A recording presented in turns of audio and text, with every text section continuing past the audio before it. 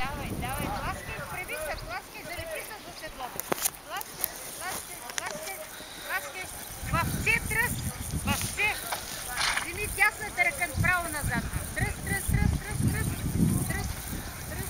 Мини тук по диагонал. Късай диагонал. Късай диагонал. Защо трябва да опикни обратно с десен крак галоп? С десен крак тук във ъгъла галоп.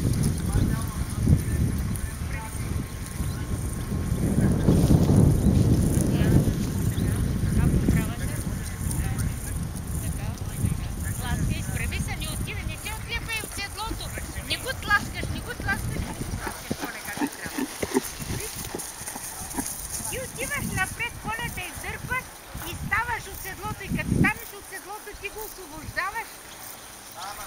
Айде пак, седни хубаво. Е така да иска галоп, не така. Айде, така да се. Тръпи галоп.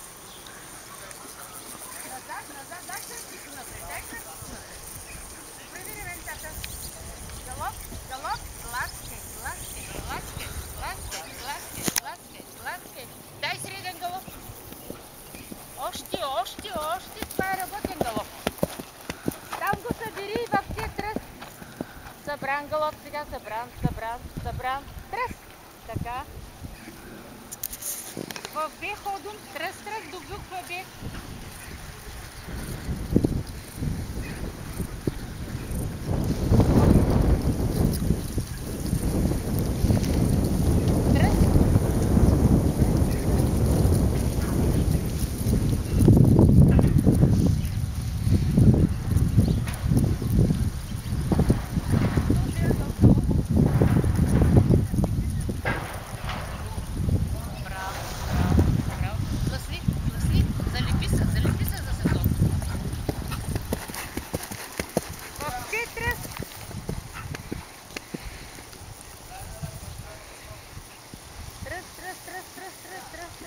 Не отивай напред, седни още назад седни.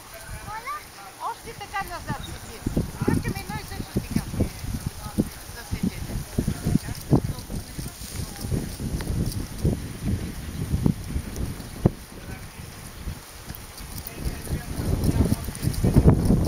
Готова ли си за програма? Айде, тогава да я правим. Излизаш навънка и отвънка още се насочваш право към буквичката. Към тази буква.